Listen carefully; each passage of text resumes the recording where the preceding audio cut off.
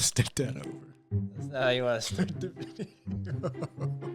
Hey guys, it's Hugo. I'm back to watch another video. This time we're reacting to the crazy Hindu multiverse theory explained by a monk. I don't really know much. I just watched what is Hinduism according to, or how the universe is created according to Hinduism. It doesn't mean I learned much about Hinduism. There was a lot of math. It was very confusing, but I enjoyed the video. It spoke on the multiverse. I wanted more information about the multiverse, so now I'm here.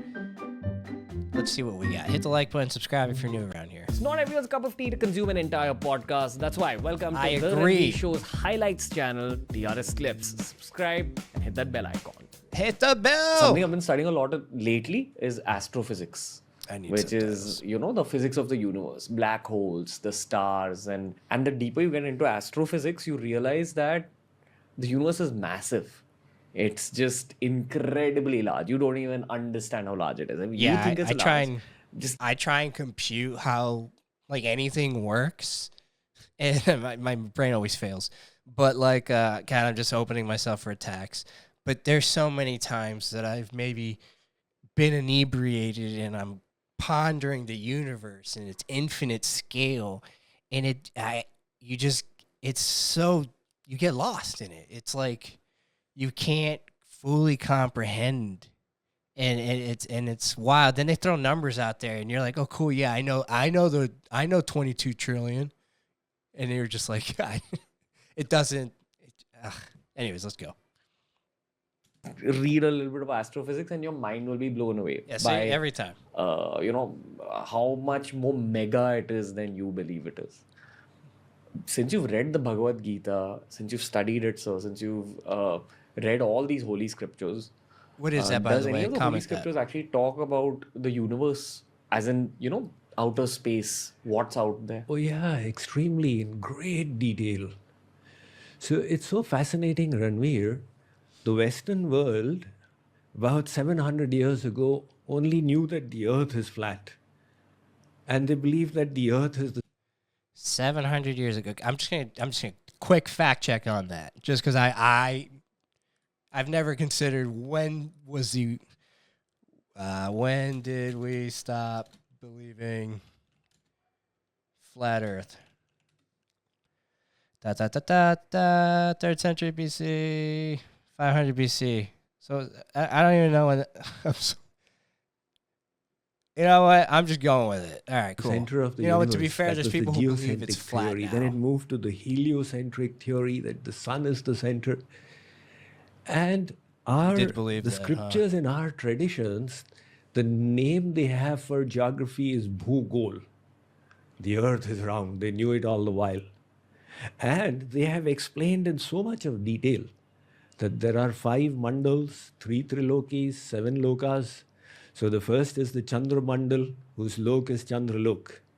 It is rotating around a mandal called the Bhumandal, whose lok is Bhulok, the earth planet. But this Bhumandal is also not fixed. It's rotating around the Surya Mandal, whose lok is Swarlok. And the Antariksh, they're starting to lose me a little bit here. Bhuva. So this Bhu, Bhuva, Swa creates one triloki. But the Surya Mandal is also not fixed. Now this I'm telling you from these scriptures, what they have described 5,000 years ago. That this Surya Mandal is rotating around Parameshthi Mandal. And the Loka, the planet there, is Janalok. And the Parameshthi Mandal is rotating around another Mandal, Swayambhu Mandal, whose Loka is Brahmalok. All right. I feel like I'm not fully comprehending things other than they're claiming that they knew the world was not flat, and then there's the world's grand, it's huge. Let's keep going. So all this, now science tells us that like the sun, in the Milky Way, there are 100 billion suns.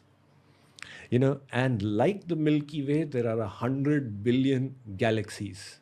Yes. Which means that there are 10 to the power 22 suns approximately in this entire universe. However, that's crazy, by the way. That's just wild to even try and now comprehend. science is talking about the multiverse theory, Yes. right? That there are other universes as well. And the Vedas say, you know what? How many universes are there?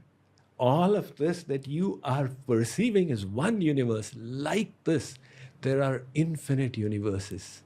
And each with one Shankar, one Brahma, one Vishnu. Wow. Can I tell you a little story? Sure, sir. It is said that once Brahma went to meet Lord Krishna in Dwarka. And he asked the gatekeeper, tell Sri Krishna Brahma has come to meet him. So Sri Krishna asked the gatekeeper, tell him which Brahma is he. He asked, Brahmaji was astonished, is there any Brahma apart from me? So he tell him, the four-headed Brahma, the father of the four Kumars. The gatekeeper said, Sri Krishna called him in. So Brahmaji on coming, he said, Bhagwan, what was the meaning of your question, which Brahma? Is there any Brahma apart from me? So Lord Krishna smiled.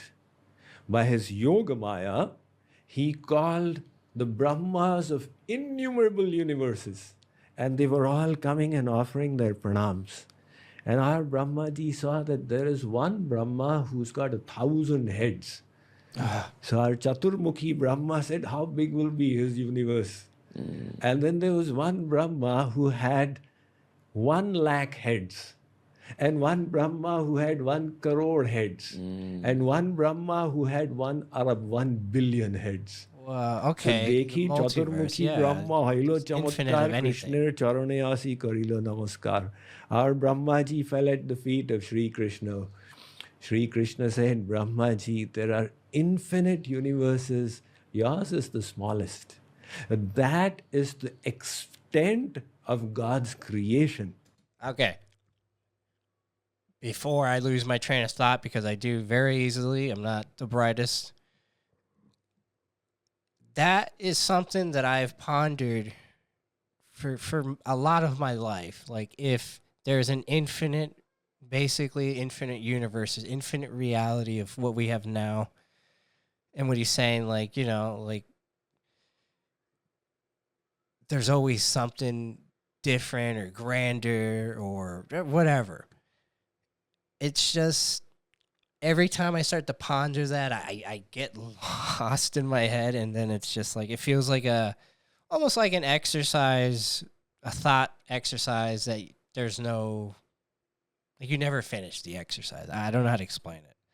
But this is exciting. I like this, because at first I was very confused, and now it's coming around, and I'm starting to understand a little more. And all of this is 1/4 of creation. This is the material realm.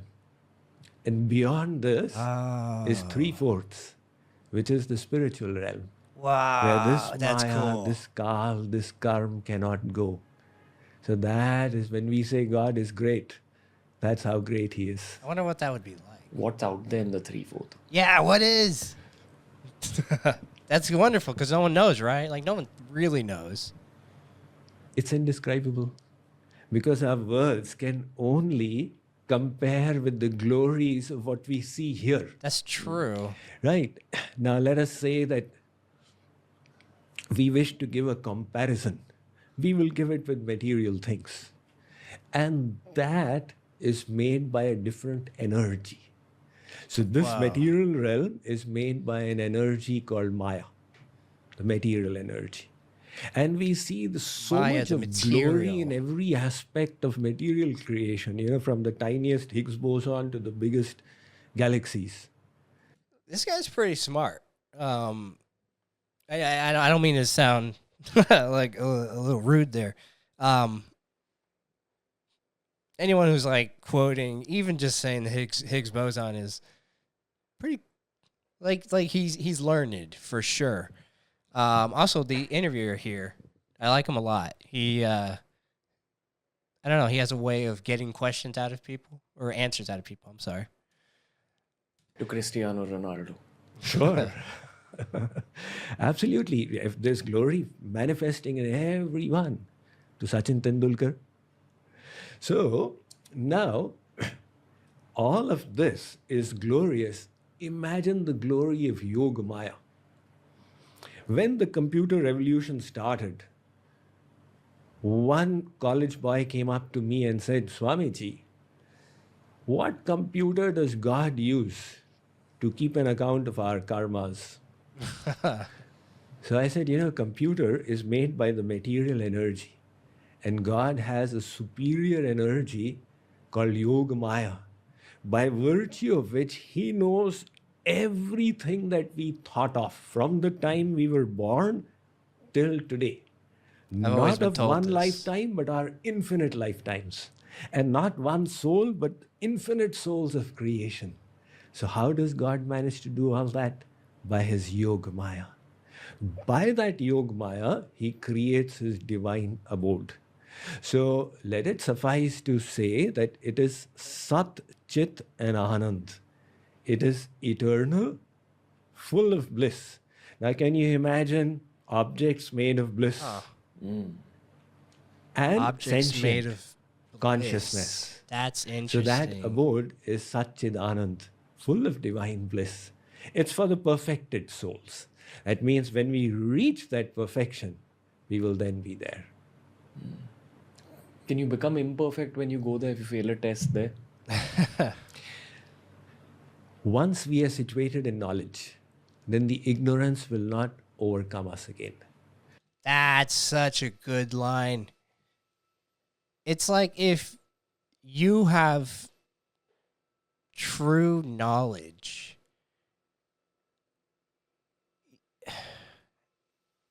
like that power is indescribable too, but like not only that, it's like you wouldn't make mistakes like war and greed and so many different things that we all kind of fall into at times. Tad Vishno paramam padam sada pashyanti suraya. Wait, at beer biceps? Wait, what? That's a good tag. It's the soul is on a journey. So in the journey, we are slowly growing and we're taking a few steps ahead, maybe a few steps back, and then again a few steps ahead. But once we reach that perfection, it means that now we are situated in knowledge. So when you have divine bliss, then why should you choose something far inferior? Yeah. Wow. I'm not gonna lie, at the beginning of that video, I wasn't so into it. There's just a lot of names and words that I'm just not learned to. I just haven't been indoctrinated to it, or I've just never heard these words. But once halfway through it, it really started to click, and that was exciting. Like, from a different perspective, like for sure, like I would sit through one of those like lectures or whatever it's called. Also, I really like that interviewer. I want to see more of his stuff. What is he? Jesus. TRS. I did. Short clips from the Ron Veer Show podcast. Okay. Yeah. Oh, yeah. Happiness through curiosity. Greatest success stories, and try digging out their secrets too. That's cool. Huh. Yeah, I'm going to have to definitely look into some of these. Guys, thanks for hanging out with me. That was a good recommendation. Please leave a comment down below if there's other videos you'd like me to watch and react to. Other than movies, sometimes sitting down and learning and enjoying some real-life practical information is something I truly enjoy doing. There's a couple movies I have that I'm going to watch. I think one of them's called Drishyam, and My Name is Khan. A couple other films. Be sure to comment, let me know what you want to see. Like and subscribe. I'll see you for the next one. Bye.